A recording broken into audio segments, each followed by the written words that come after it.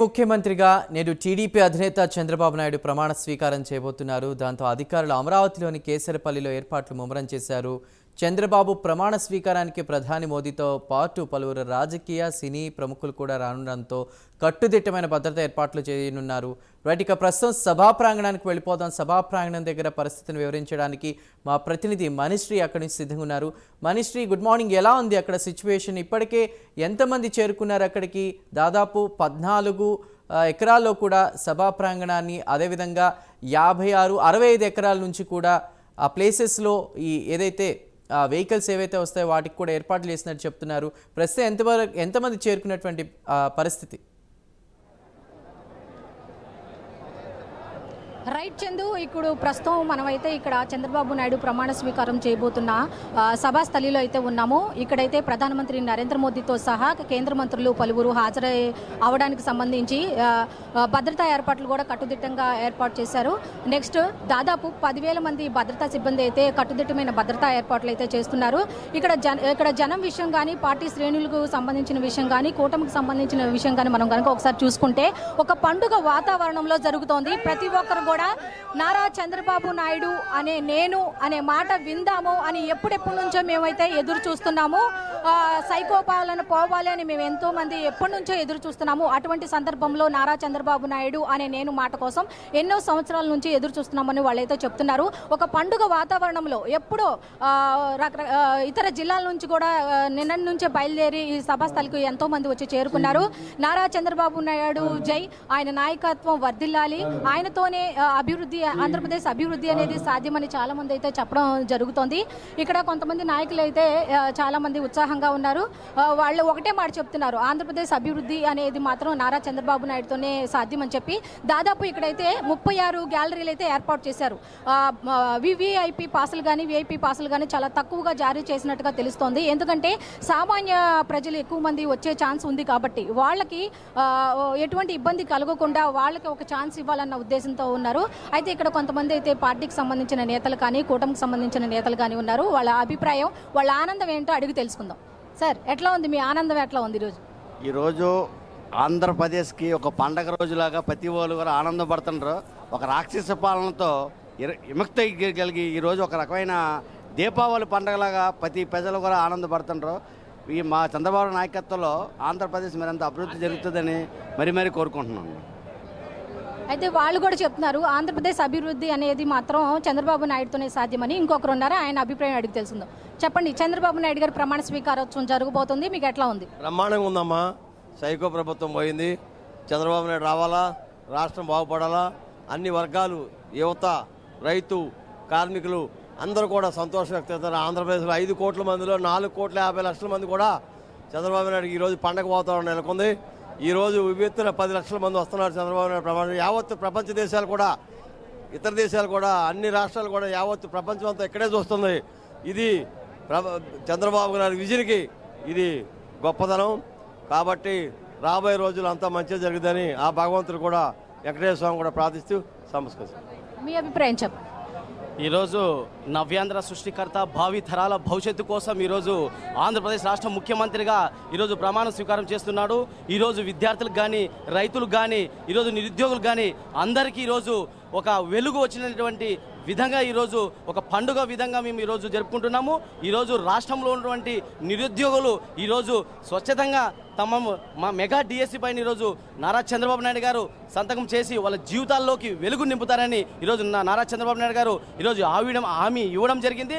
అదేవిధంగా ఈరోజు యూనివర్సిటీలో విధంగానే కానీ, ఈరోజు కాలేజీలో విధంగా కానీ అన్ని విధంగా విద్యార్థులకు అందుబాటులో ఉండేటువంటి విధంగా సౌకర్యాలు ఈరోజు చేకూర్చారని ఈరోజు మాకు ప్రతి ఒక్కరికి నమ్మకంతో ఈరోజు నారా చంద్రబాబు నాయుడు గారిని ఆంధ్రప్రదేశ్ రాష్ట్ర ముఖ్యమంత్రిగా ఈరోజు మేము ఎన్నుకోవడం జరిగింది. ఈ పండుగ ఈ రాష్ట్రంలోనే కాదు, ఈ దేశంలోనే ఎంతో చరిత్రాత్మకమైనటువంటి చరిత్రగా మిగిలిపోతుందని ఈరోజు ఒక విద్యార్థిగా నేను చూడిగా ఆనందిస్తున్నాను.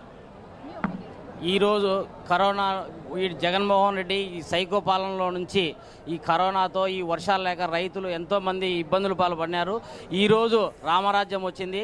మొదట్లోనే ఎలక్షన్ కౌంటింగ్ రోజే వానలు స్టార్ట్ అయ్యి ఈరోజు చల్లగా వాతావరణంలో మన చంద్రబాబు నాయుడు గారు కూడా అభివృద్ధి బాటలో పోతారని చెప్పి వాళ్ళైతే ఒకటే చెప్తున్నారు, ఆంధ్రప్రదేశ్ అభివృద్ధి అనేది సాధ్యం అవ్వాలి అంటే నారా చంద్రబాబు నాయుడు ఒక విజన్ ఉన్న నాయకుడు కాబట్టి అలాంటి నాయకుడే మాకు కావాలి. ఇదే రోజు నారా చంద్రబాబు నాయుడు నేను అనే మాట కోసం గత 5 ఏళ్ల నుంచి ఒక సైకోని మేమైతే అనుభవిస్తున్నాము. ఆ సైకోని తరిమి కొట్టారు. ఇప్పుడు చంద్రబాబు నాయుడు అనేది ఈరోజు ప్రమాణ స్వీకారం చేయబోతున్నారు. అది మాకు ఒక గొప్ప పండుగ. రాష్ట్ర అభివృద్ధే ఆయన ధ్యేయం కాబట్టి ఆయన ఏ విధంగా చెప్తే ఆయన అడుగుజాడల్లో మేము ముందుకు వెళ్తామని చెప్తున్నారు చందు. మణిశ్రీ, ముఖ్యంగా చంద్రబాబు నాయుడుతో పాటు ఇవాళ మంత్రులు కూడా ప్రమాణ స్వీకారం చేయబోతున్నారు. మరీ ముఖ్యంగా డిప్యూటీ సీఎంగా జనసేన అధినేత పవన్ కళ్యాణ్.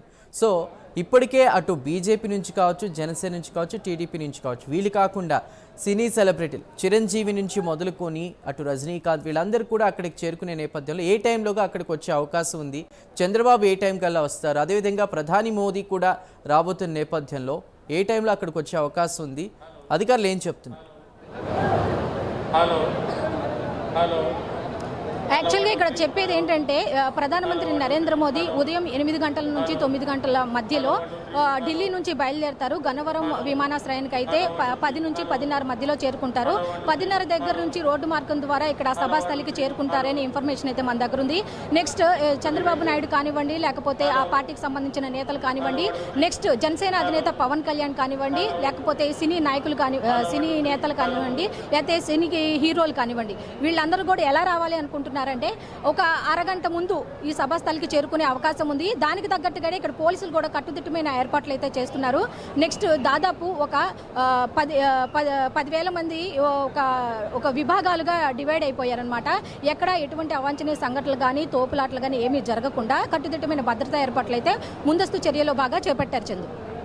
మణిశ్రీ, దాదాపు 2 లక్షల మంది కూడా సరిపోయేల ఏర్పాట్లు చేస్తున్నట్టు చెప్తున్నారు. కానీ మనకున్న అంచనా ప్రకారం ఇంకా కూడా ఈ జిల్లాలన్నీ వ్యాప్తంగా అక్కడి నుంచి ఇంకా జనం పెరిగే అవకాశం నేపథ్యంలో ఎల్ఈడి స్క్రీన్లు అవి ఏమైనా బయట కొంతమంది సభా ప్రాంగణంలోకి రాలేని వాళ్ళు ఎవరైనా ఉంటే బయట కూడా ప్రమాణ స్వీకారాన్ని చూసేలాగా ఏర్పాట్లు చేస్తున్నారా, ఏమంటున్నారు అధికారులు?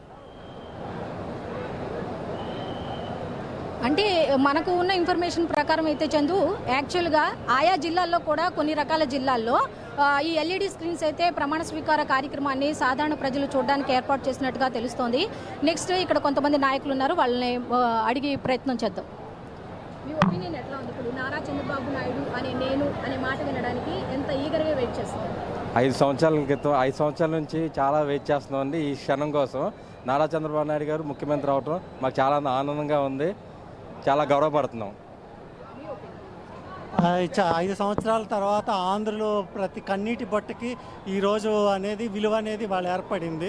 వాళ్ళందరూ చంద్రబాబు నాయుడు గారు సీఎం అవ్వాలని 5 ఏళ్ల నుంచి ఎప్పుడు నికృష్ట పాలన పోతుందా అని చెప్పి ఎదురు చూశారు. ఫైనల్గా ఆ రోజు వాళ్ళు వచ్చింది.